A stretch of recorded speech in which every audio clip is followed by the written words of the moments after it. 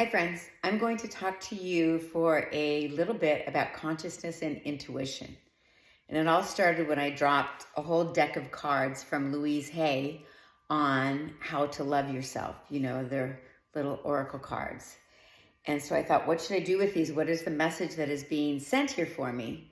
So that involved listening to my intuition.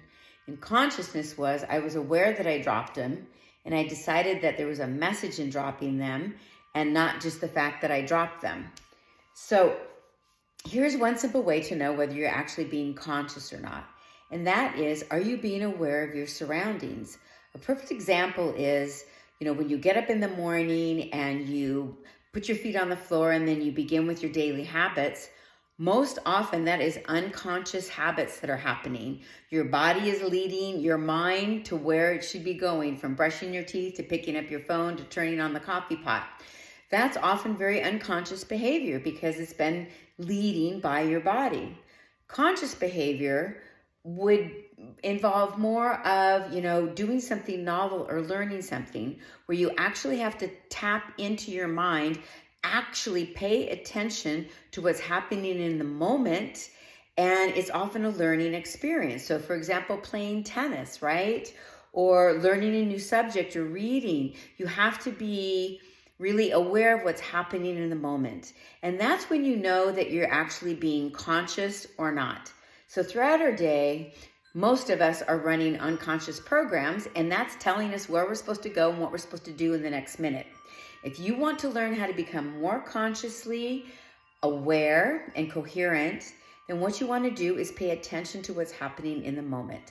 And one of the things that can help you practice this is actually doing something novel, learning something new.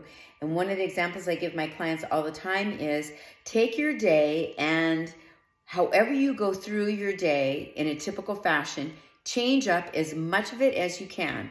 For example, when you get up in the morning, get up on a different side of the bed. Change your routine. When you leave the house and you get in your car and you're driving to work, drive a different way. This creates the need to become more aware of your surroundings and what you're doing. And you will recreate and lay down new neural pathways to learning how to be conscious.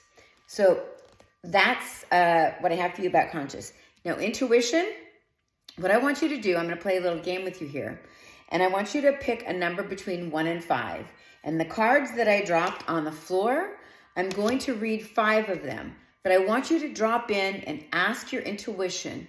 So just close your eyes for a minute and pick a number between 1 to 5. And don't think about it. Come up with the first number that comes in your mind. And then when that card comes up, let's see if that card is for you. So whoever picked number 1, I'm going to pick this card. And it says, I am in harmony with all that surrounds me. I am at peace. I am in harmony with all that surrounds me, and I am at peace. And that can actually be your mantra. These can all of these can be your mantra for the day, or it can be an affirmation. You can choose to take those words and journal about them, but this is a message for you if you pick number 1. And the affirmation is, I affirm only the good in life. I affirm only the good in life. And I know these show up backwards, but hey, can't do anything about that. So that's number 1. For those of you who picked number 2, here's your card. The affirmation is, I support myself in making the right choices for me. I support myself in making the right choices for me. See how that resonates and see how you drop in with that. I am incredibly capable whenever I encounter a challenge in my life. I use the experience to learn and grow. That's number 2. All right, number 3 is coming over to my left, and here is your mantra for the day. I rise above all limitations. Drop in and see what that feels like for you. See what might be a limitation that you're putting upon yourself right now. And it could be a limiting belief in saying that I can't do this because of that. Or this person is not going to show up for me because of that. Or I can't get that job because of this. So drop in and ask yourself, what are any limitations that you're confronted with now? And then tell yourself that you can rise above them. So when I am ready to make positive changes in my life, I attract whatever I need to help me. So that's a backup foundation for this mantra, that you can attract whatever you need to help you, okay? That's number 3. I think number 4 is way over here on the floor. And those of you who picked number 4, your affirmation is, I rejoice in my unlimitedness. I rejoice in my unlimitedness. So this is telling you that you are not limited, that you have limitless possibilities, and for you to drop in and believe that you are limitless, that you can do anything and that you can have anything, and that the universe is, the gift giver. God is the gift giver, and God is unlimited. And since he made you and he's the creator, what does that make you? Unlimited. So I am aware that I am pure consciousness and I am one with all of life. So you can journal about that. I am aware that I'm pure consciousness. I am one with all of life. And you might want to make a list of the ways that you are pure consciousness, and you know that. And that you are one with life, and list all of those. And then also rejoice in your unlimitedness. And in that column, put down what you're going to go after, because you are unlimited. So you're going to release that limited thinking and that ceiling thinking that you have, and you're going to go with unlimitedness. And so finally, for those of you who picked number 5, here is your card. And your card says, I release all feelings of negativity and guilt. I release all feelings of negativity and guilt.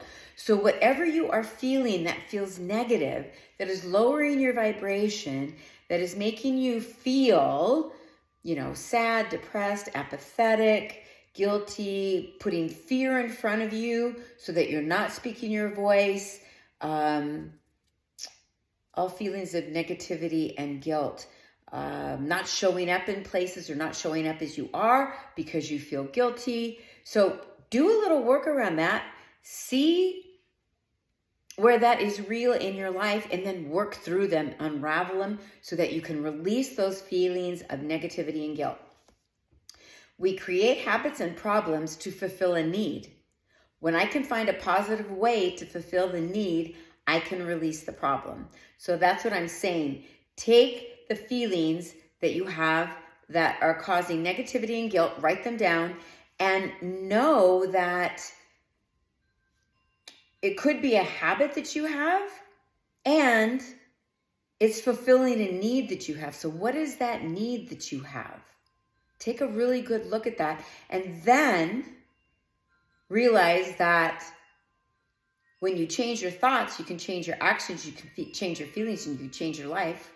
And when you can find a positive way to fulfill the need instead of the negative way of feeling guilt, then you can release the problem. How does that sound? That's pretty amazing. So that's what I have for you. Drop in the comments below what number you were and if that resonated with you. And then keep me posted on how you're doing with that. And again, if you choose to journal, I think that's a great way to work through these thoughts. You can use that journaling prompt all week long. This is Shelley Marenka with Inspired Living. I look forward to you coming back to my channel and visiting me on my YouTube channel at Inspired Living with Shelley Marenka.